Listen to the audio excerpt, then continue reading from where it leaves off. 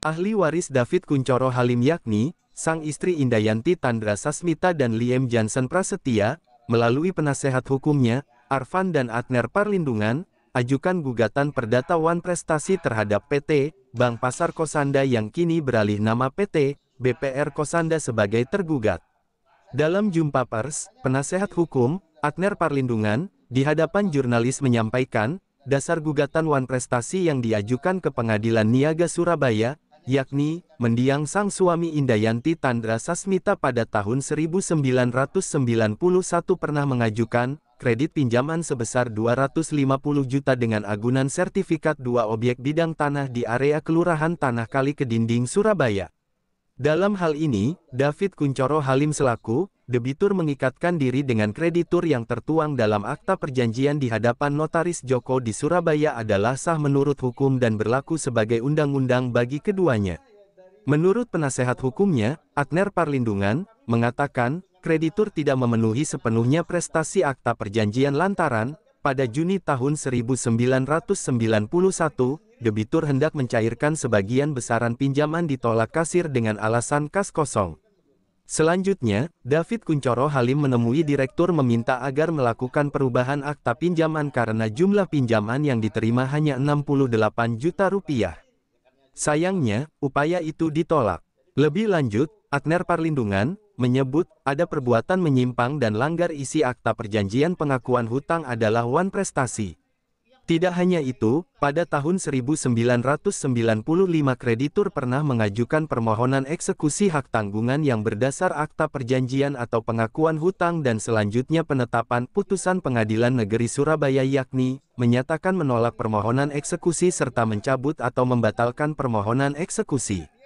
Atner Parlindungan juga membeberkan, dalam jawaban tergugat, disebutkan, bahwa objek jaminan tidak ada pada tergugat selaku kreditur. Atner Parlindungan berharap, upaya hukum gugatan Wan Prestasi ini, adalah pembatalan akta perjanjian serta pihaknya, mengembalikan pinjaman sebesar 60 juta rupiah dan kreditur mengembalikan agunan sertifikat 2 objek tanah di Surabaya. Dari titik konferensi pers, jurnalis Basudewa TV melaporkan. Perkara 72 PDPG 2024 PN Surabaya terkait gugatan Wan Prestasi kami, dalam hal ini debitur kepada kreditur. Jadi pihak yang menjadi debitur di sini itu adalah, kalau debiturnya langsung itu sudah almarhum, sudah meninggal tahun 2021. Jadi yang mewakili ini adalah istri almarhum dan juga satu pemilik jaminan. Jadi cerita awal berawal dari perjanjian kredit tahun 91 yang kemudian dibuat akta pengakuan hutang di hadapan notaris, di mana nilai kreditnya itu 250 juta. Namun di tengah perjalanan, baru 2 bulan sejak ditandatangani akta pengakuan hutang, tiba-tiba almarhum debitur ini hendak mencairkan dan ditolak oleh kasir. Ditolak oleh kasir dikarenakan memang kas lagi kosong. Pada saat itu hutang masih bukan hutang, pencairannya masih 68 juta, sekitar 68 juta sekian. Dari situlah permasalahan muncul. Macetnya dari kreditur untuk mencairkan sisa kredit itu, hingga akhirnya tahun 95 dari pihak kreditur mengajukan permohonan eksekusi hipotek dan ditolak. Dalam proses sunmaning diketahui pemeriksaan money, diketahui ternyata hutang baru 68 juta yang diberikan. Artinya kredit baru 68 juta yang diberikan oleh kreditur.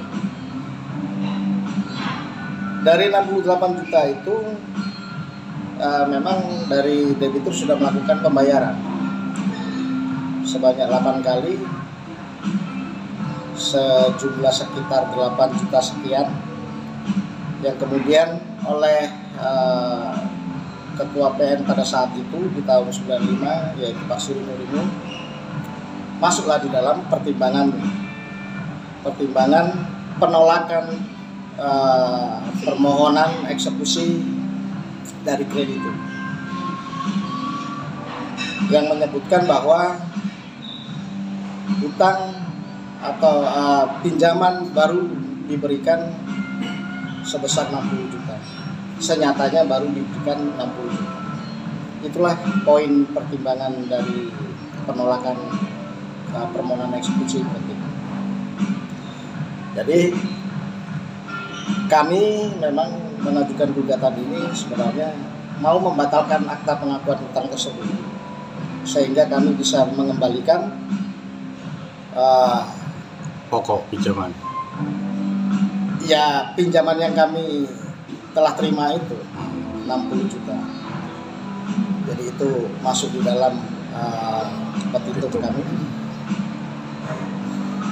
Dan juga dikembalikannya SHM. Ternyata dalam jawaban mereka,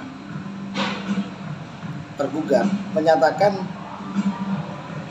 objek jaminan tidak ada pada mereka. Tegas dinyatakan di dalam jawaban mereka itu begitu. Nah, berawal dari situlah kami punya dugaan bahwa pihak tergugat ini akan menyusup untuk mencemari keputusan majelis. Itulah makanya ya, kami memohon kepada teman-teman media untuk sekiranya bisa memonitor, memastikan penegakan hukum ini yang seadil-adilnya. Karena memang tujuan kami sendiri bukan pada tuntutan ganti ruginya, namun pengembalian, pembatalan yang kemudian kan berarti mengembalikan keadaan menjadi seperti sedia kala, seperti tidak pernah ada pengakuan hutang, tidak ada perjanjian kredit, kan begitu. Kami memiliki 60 juta, jaminan dikembalikan, selesai. Sebatas itu yang kami ingin. Walaupun ada di situ di dalam petitum kami tentang tuntutan ganti rugi oleh karena kerugian kami nyata. Nyatanya itu termasuk indikasi juga ini, bahwa mereka berdalilkan bahwa sudah ada peralihan kepemilikan saham. Peralihan kepemilikan saham ini ternyata ada sosok yang menerima seluruh tagihan dari Bank Pasar Kossanda, hingga akhirnya dari akta pengalihan tersebut menggugat, bahkan melaporkan pemilik jaminan, dilaporkan secara pidana dan disidangkan. Namun karena memang itu tidak ya putusannya bebas. Nah, itu 2010 kejadiannya. waktu 2010 itu laporannya tadi. Laporan oleh sosok orang yang menerima tagihan tersebut. Tagihan, makanya ini kita menduga bahwa ada perbuatan melawan hukum di sini, di proses peralihan kepemilikan saham mereka ini. Cuman kami tidak mau masuk ke situ. Poinnya kami ingin membatalkan tentang akta pengakuan hutang melalui mekanisme gugatan prestasi, hanya itu saja. Sehingga hubungan hukum antara debitur dengan kreditur putus. Tidak ada kaitannya sebenarnya dengan tahun 2010. Tidak, memang tidak ada kaitannya. Kita tidak mau menyentuh ke ranah situ. Sekalipun kami tahu siapa sosoknya, dan itu sudah muncul juga di dalam jawaban dan duplik mereka. Tahun 95 itu kan kredit yang diajukan 250 juta, Iya. tapi baru cair 68. Iya. Dibayar sama kreditur 8 juta. Iya. Pas waktu itu kenapa kok macet? Maksudnya apakah mereka yang tidak mau Kalau alasan mereka sendiri pada saat itu kas kosong. Jadi itu pencairannya itu kan posisi tidak tersebut di dalam rekening koran, tapi posisinya harus diambil kan, diambil sesuai kebutuhannya. Enggak, kenapa pas waktu itu hanya membayar 8 juta? Maksudnya enggak Oh, dibayar 6 ya juta? dikarenakan memang berawal tidak dipenuhinya kredit itu. Aduh, Karena belum ada pemenuhan pinjaman Iya. tadi, besaran pinjaman tadi ya. aduh. Terkait peralihan tadi bang, apa dibenarkan itu melalui undang-undang perbankan peralihan Kepemilikan saham dibenarkan. Tidak terkait ikut juga itu jaminan juga ikut beralih itu apa dibenarkan secara hukum? Sesungguhnya tidak dibenarkan. Makanya kami tidak masuk ke ranah itu. Terlebih jaminan itu sudah diletakkan gross hipoteknya. Jadi menjadi bukti kami juga, bukti surat kami, SKPT-nya masih tersebut pemegang hak hipoteknya itu adalah Bank Pasar Kosambi. Begitu. Seperti yang disampaikan ahli kemarin bang, bahwa terkait tidak ada pemenuhan besaran pinjaman itu hanya 68 juta kemarin Ya. itu. Dari Disampaikan ahli. pertanyaan, ya kan tegas dikatakan bahwa itu uang prestasi. Ahli mengatakan dari pertanyaannya salah satu hakim majelis jelas berandai-andai kalau ada ya nggak bisa, itu uang prestasi. Kalau yang diminta X kan begitu, ya harus diberikan X, bukan X min 1, katanya kan begitu. Iya kemarin. Jadi itu awalnya begitu, hingga akhirnya melalui tekanan-tekanan itu dipaksalah supaya pembayaran itu ada. Memang mulai 92 baru si debitur itu membayar. 91 bayar sampai dengan 93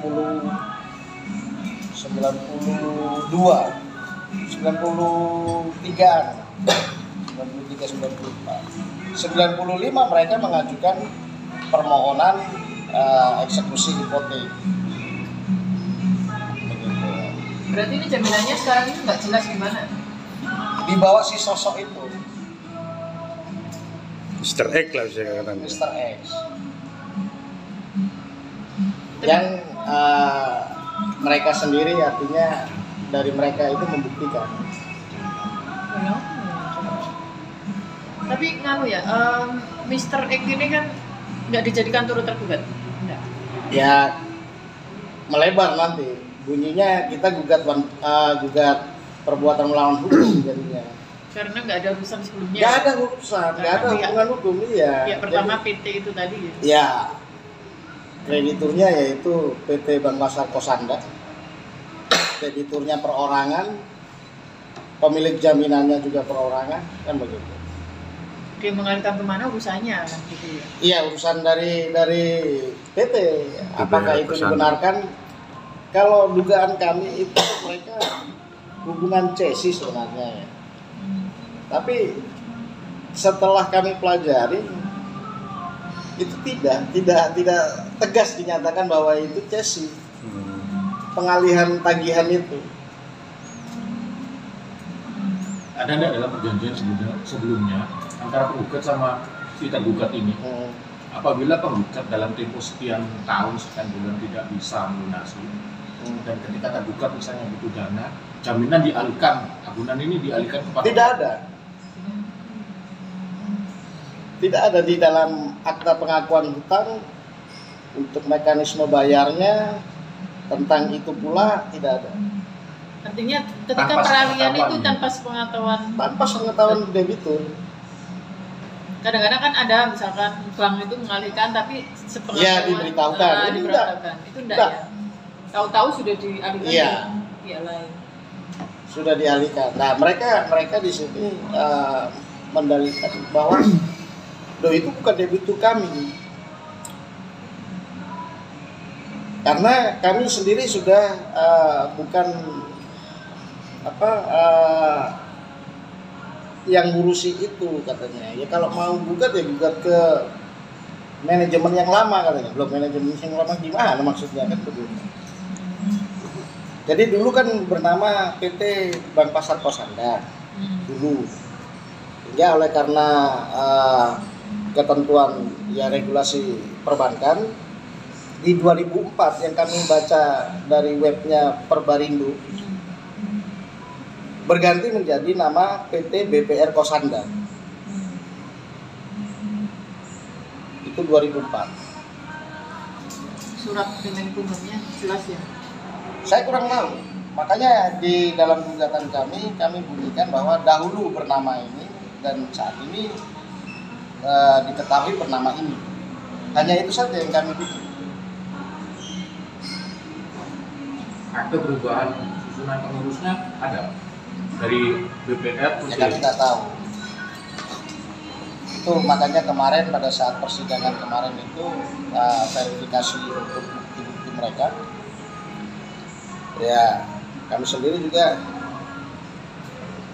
hanya tahu dari daftar bukti yang disampaikan. Tapi untuk apanya kami tidak tahu. Tapi perubahan itu didapat dari penggugat dari mana?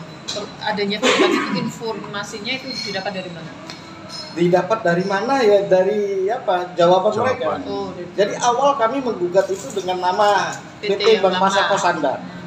Hingga akhirnya gugatan kami kan cabut. Oh. Kami perbaiki karena mereka sendiri posisinya yang menyebutkan seperti itu. Ini kami sudah berganti nama, begini kan begitu. Berbekal dari jawaban mereka ya. Dari jawaban mereka, makanya kami cabut. Oleh karena saran dari majelis kami perbaiki, ya kami ajukan kembali. Jadi pada saat itu kami ajukan itu dengan nomor perkara 1027. Ada nggak jawaban dari mereka bahwa hutang yang 60 juta itu karena itu temponya itu kan 95. Sekarang 2024 ada nggak ada kenaikan mungkin versi mereka? Justru itu kita diminta untuk menyelesaikan itu kepada Mr. X yang nilainya sudah gila-gilaan penghitungannya karena dia berkepentingan untuk jaminan tersebut. Mr. X ini mau menguasai objek Iya. dengan harapan dijual ke mereka, diserahkan lah intinya Iya. dengan nilai 60 juta. Bukan ya, nilainya pada saat itu akta hipoteknya kami nggak tahu karena itu tidak diberikan kepada kami pada saat itu. Artinya kepada debitur tidak ada. Diletakkan hipotek dengan nilai berapa? Pastinya 250 juta sesuai dengan akta Perjanjian. pengakuan hutang. Mr. X ini boleh disebut di jawaban sesuai jawaban mereka siapa? kalau sudah ada dijawaban kan nggak apa-apa. Makanya Apa juga termasuk itu susunan dari pengurus BPR Kossanda, Mr. X itu? Tidak ada sebenarnya. Tidak ada. Cuman kami tidak mengetahui secara pasti. Oh, diduga berarti dia pemberi dana talangan ini. Ada kemungkinan. Ada kemungkinan seperti itu. kayaknya ke Ya. arah sana. Lah, itu waktu si penggugat pinjam uang Iya. ke Bank Kossanda, waktu masih bank ya, belum BPR ya, Nah, atau kepada si Mr. X ini, maksudnya pencairan uangnya ini uangnya siapa? Memang pengajuannya kan ke Bank Bank Pasar Kossanda. Pasar Kossanda. Tapi ketika itu misalnya Pak, karena nilainya Ya kalau besar, saya pencairannya bukan karena pihak memang ketiga. itu secara rekening koran, jadi posisinya ngambil ke kasir. Di bank tidak ada Pasar Kossanda. karena naikkan perjanjian Tidak ada, ya, tidak terlibat dalam hubungan hukum itu. si Mr. X ini. Tidak terlibat sama sekali. Jadi waktu itu kreditur diwakili oleh direkturnya. Terus bagaimana agunan atau jaminan si penggugat Nah, dalam penguasaan Mr. X? itu yang kami tidak tahu. Seharusnya kan agunan itu disimpan oleh Bank BPR Kosanda kan? Iya. Kalaupun dari Bank Pasar Kosanda sekarang beralih kepada Seharusnya. BPR Seharusnya, Kosanda, makanya, iya. itu kan harus disimpan, tidak Harus boleh mereka. berpindah kepada pihak lain atau pihak ketiga. Iya, terlebih juga kan sudah dipasang hipotek. Jadi SKPT yang kami mohonkan di BPN tersebut memang pemegang hipotek itu Bank Pasar. PT Bank Pasar Kosanda. Berarti masih Bank Pasar Kosanda ya? Iya. Belum BPR ya? Belum. Loh Bang, sesuai undang-undang kan untuk hipotek kan yang bisa beralih kan barang bergerak ya. Oh, kalau hipotek karena itu belum lahir undang-undang hak tanggungan, dasarnya pada saat itu memang untuk jaminan tidak bergerak itu dengan hipotek. Cuman saat lahirnya undang-undang hak tanggungan tahun 96 baru semuanya itu untuk yang tidak bergerak harus hak tanggungan. Merujuk pada undang-undang itu. Karena ini sebelum lahirnya undang-undang hak tanggungan, makanya menggunakan hipotek. Oh gitu. Ini Tuan